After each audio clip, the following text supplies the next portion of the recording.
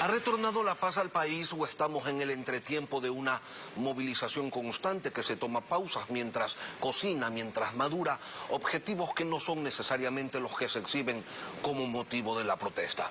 Vamos a analizar el conflicto social como mecanismo de legitimación, que es como desde el regreso a la democracia se ha intentado que las cosas funcionen en el Ecuador. El problema es que así tampoco han funcionado. María Paula Romo, ex ministra de Gobierno, buenos días, bienvenida a Contacto Directo. Buenos días, Lenin, muchas gracias por la invitación. Sería un error de lectura pensar que el fuego se ha apagado, porque la llama de la inconformidad social, porque el gobierno ha reducido a límites históricamente bajos los montos de inversión pública, y entonces esta llama está caliente todavía y hoy inician por 90 días diálogos entre los movimientos sociales y el régimen. Desde su experiencia, ¿cuáles son las acciones que no se deben dejar de tomar para garantizar el éxito en una negociación de este tipo? Sí, Lenin, coincido con su primera observación. El conflicto no se ha terminado, está todavía en la mitad, está en un momento además muy sensible. ¿Cuáles son las lecciones o qué deberíamos tener a partir de hoy? Ojalá en la mesa de diálogo de hoy, así como seguramente la CONAIE le tomará cuentas al gobierno y tal vez seguirá sumando puntos, los que primero fueron 10, luego fueron 11, luego fueron 14, ojalá también la CONAIE ofrezca información para identificar a quienes asediaron la Casa de los Legisladores para tratar de definir su voto. Eso es completamente contrario a la democracia. Ojalá también la CONAIE en esta conversación brinde información para identificar y llevar a la justicia a quienes azotaron a un taxista en Ambato o a quienes pudieran ser los responsables de la contaminación del agua. Resumiendo, no impunidad tiene que ser uno de los puntos de la agenda para poder mirar al futuro. Desde algunos sectores se señala que el Estado, tal como ocurrió en octubre del 2019, fue secuestrado por un grupo poblacional. Y más allá de la legitimidad de sus pedidos, ¿qué sentido tiene la democracia en el Ecuador, donde alguien gana una elección, implementa una línea de acción y resulta que a otro no le gusta, genera el caos y por la fuerza logra que se haga lo que exige? Así fue, Lenin. Lo que en octubre del 2019 fue una sorpresa, fue algo inédito. Muchas personas y sectores lo justificaron desde la mirada de la medida que se había tomado, una medida muy dura, como fue el precio de las gasolinas, el subsidio de los combustibles. Pero lo que en octubre fue una sorpresa y fue algo ya muy grave, hoy se convierte en una especie de normalización de una práctica. Y esto es a lo que hay que ponerle un pare. No es normal secuestrar policías y militares, no es normal asediar a los legisladores elegidos por mecanismos democráticos, no es normal desabastecer ciudades, atacar ambulancias, azotar y golpear a las personas que quieren hacer su trabajo. Creo que esto tiene que ser identificado, separar la inconformidad que existe, porque en el país hay hambre, hay pobreza, hay todas estas condiciones agravadas por la pandemia.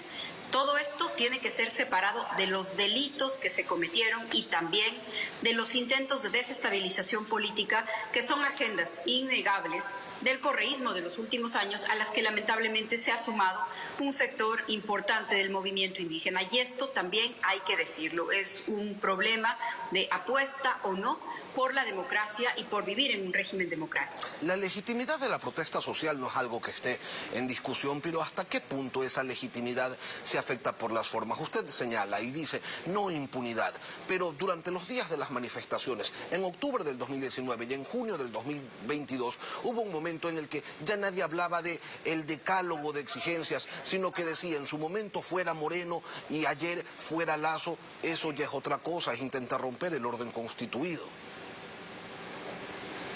Efectivamente, empiezo por su primera observación. ¿Cuál es el límite o en dónde está la legitimidad de la protesta? Lo dice toda la teoría y la práctica, la protesta pacífica. La protesta pacífica es una garantía en democracia. La misma democracia que estamos reclamando, la que estamos defendiendo, es la que garantiza la protesta pacífica.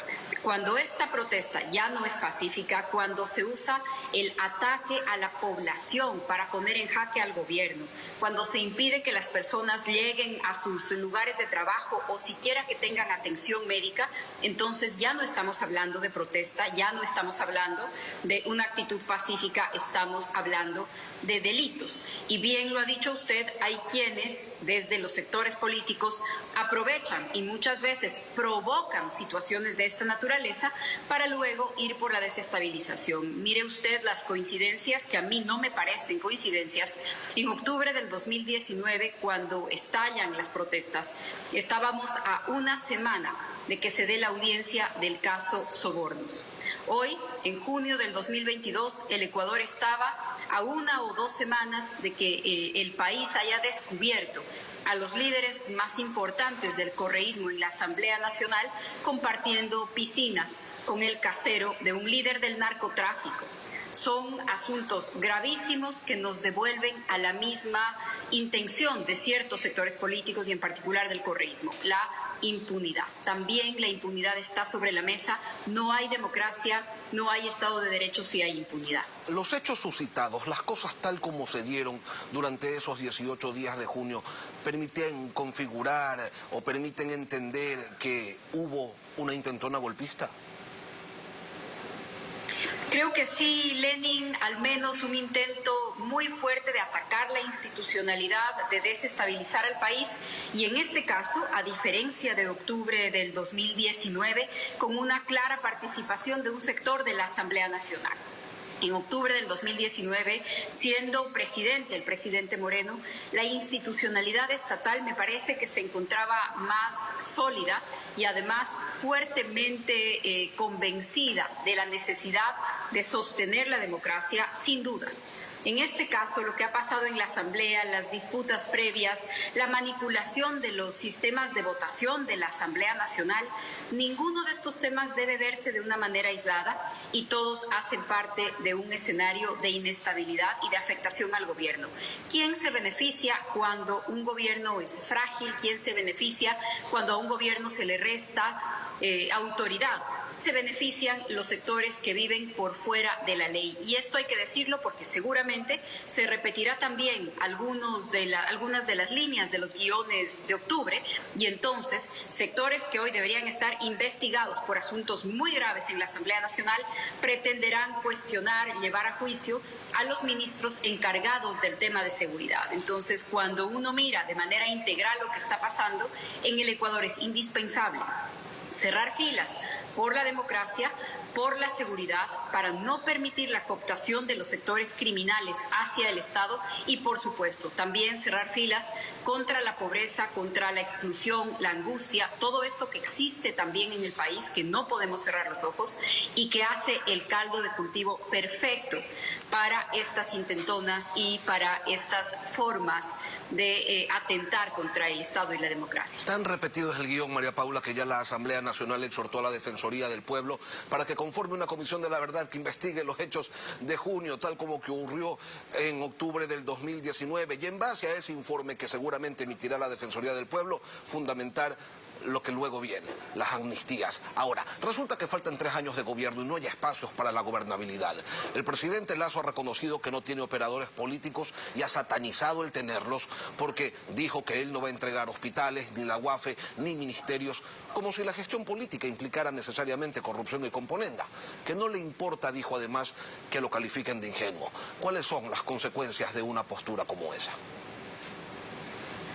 Creo, Lenin, que siempre hay espacios para reconstruir puentes, canales por los temas del país. Me parece que la Asamblea dio una señal de eso, se la dio al gobierno y al Ecuador entero cuando la institucionalidad finalmente se impuso frente a esta intentona. Lamento si es que esta lectura de la ingenuidad se parece a la lectura de la inexperiencia.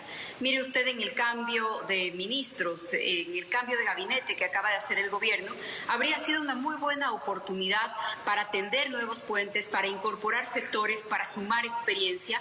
Al parecer, el gobierno va en la línea contraria, saca a uno de sus ministros con mayor experiencia, me refiero al ministro Cabrera, y se incorporan sectores del mismo círculo más cercano y de confianza del presidente en un momento en que es indispensable tender puentes con otros sectores. También es lamentable que en la narrativa del correísmo, de su corrupción, de su tomar el Estado como botín, una narrativa que ellos impulsaron y que cada vez está más claro por qué lo hicieron, y es lamentable que el gobierno entre en esta narrativa y no entienda la necesidad que hay de crear grandes alianzas, de sumar aliados estratégicos, de acercarse a los gobiernos locales, a los sectores sociales, de tener en sus filas la experiencia que se requiere para un tema tan delicado como el de gobernar un país, más todavía un país complejo como el Ecuador y en un momento también complicado, agravado por la pandemia, agravado hoy por la situación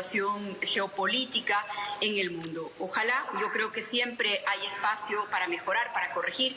Ojalá así suceda porque se requiere de mucha actitud democrática, de escucha, pero también de amplitud para corregir temas que nos han traído hasta aquí en un corto tiempo. María Paula Romo, ex ministra de Gobierno, gracias por acompañarnos esta mañana aquí en Contacto Directo. Muchas gracias a ustedes. Al volver...